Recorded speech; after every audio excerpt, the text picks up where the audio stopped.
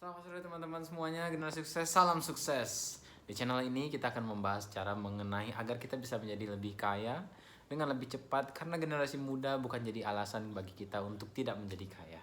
Kaya adalah sebuah pilihan. Meskipun kita orang yang mengatakan aku nggak perlu kaya tuh, aku yang penting nyaman. Nyaman itu kita tetap makan, kita butuh makan kan. Kita butuh makan, kita butuh uang untuk beli makanan. Setidaknya hal-hal itu yang harus kita pahami bersama.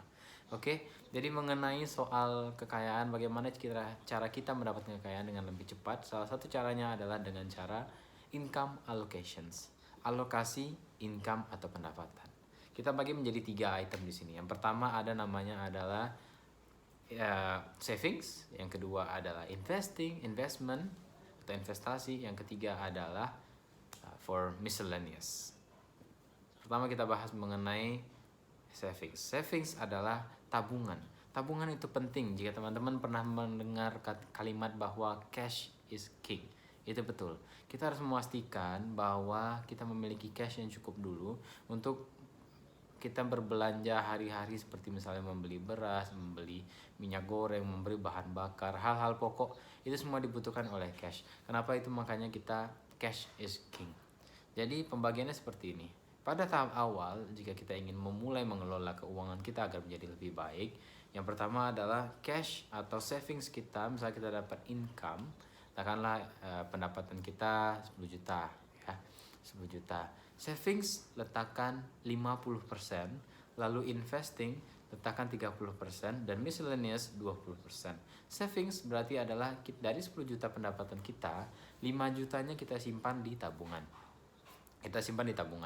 Oke, nanti setelah kita merasa keuangan kita sudah cukup, cash kita sudah cukup, lalu setelah itu baru kita pindahkan 50%-nya lagi ke investing. Kita lebih fokus ke investing.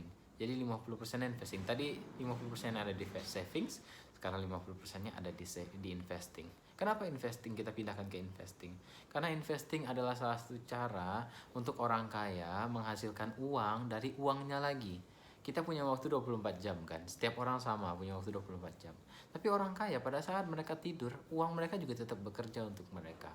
Nah, bukan cuma orang-orang yang udah kaya aja yang bisa, orang-orang yang dalam proses untuk menuju kaya pun bisa melakukannya. Yang penting harus memaksimalkan dana di investing itu.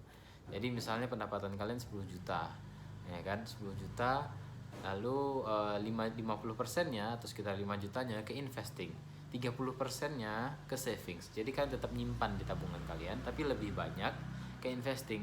Nah, investing di mana aja sih? Yang penting nanti kita bahas lagi di tempat lainnya. Di episode berikutnya nanti kita akan bahas mengenai bagian-bagian atau potensi yang mana sih yang lebih menguntungkan untuk meletakkan uang kita untuk investing agar kita mendapatkan pendapatan yang lebih besar.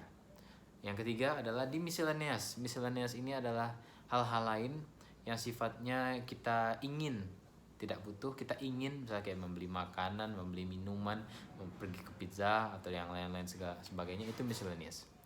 Nah, pada saat kita sudah memiliki cukup savings atau tabungan, dan pada saat kita sudah memiliki cukup investment, kita baru boleh gunakan uang kita 50%-nya untuk foya-foya atau untuk belanja yang kalian inginkan. Karena kita sudah memiliki tabungan yang cukup, kita sudah memiliki aset yang cukup untuk kita merasakan hidup yang nyaman.